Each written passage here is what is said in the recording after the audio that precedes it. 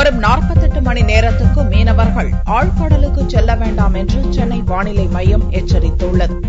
சென்னை மண்டல வானிலை மைய இயக்குநர் பாலச்சந்தர் வியாழனன்று செய்தியாளர்களை சந்தித்தார். இலங்கையை ஒட்டியுள்ள தென்மேற்கு வங்கக்கடல் பகுதியில் ஒரு குறைந்த காற்றழுத்த தாழ்வு நிலை நிலவுவதாக தெரிவித்த அவர், அடுத்த 24 மணி நேரத்தில் தென் தமிழக கடலோர பகுதிகளில் மழை பெய்ய வாய்ப்புள்ளதாக தெரிவித்தார். வரும் 2 தினங்களில் தென்கிழக்கு வங்கக்கடல் பகுதியில் குறைந்த காற்றழுத்த தாழ்வு பகுதி உருவாக வாய்ப்புள்ளதாக கூறிய பாலச்சந்தர், மீனவர்கள் ஆழ்கடல் பகுதிக்கு செல்ல வேண்டாம் என்று எச்சரித்தார். இலங்கையொட்டியுள்ள தென்மேற்கு வங்கக்கடல் பகுதியில் காற்றழுத்த தாழ்வு நிலை நிலவுகிறது. இதன் காரணமாக தென் தமிழகத்தின் கடலோர பகுதிகளில் ஓரிரு இடங்களில் வரும் 24 மணி நேரத்தில் மழை பெய்ய வாய்ப்புள்ளது.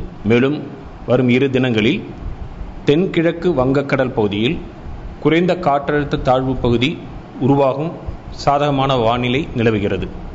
இதன் காரணமாக மீனவர்கள் ஆழ்கடல் பகுதியில் மீன்பிடிக்க செல்ல வேண்டாம் என்று அறிவுறுத்தப்படுகிறார்கள். தமிழகத்தின் பிற பகுதிகளில் வறண்ட வானிலை நிலவும் என்றும் பாலச்சந்தர் தெரிவித்தார்.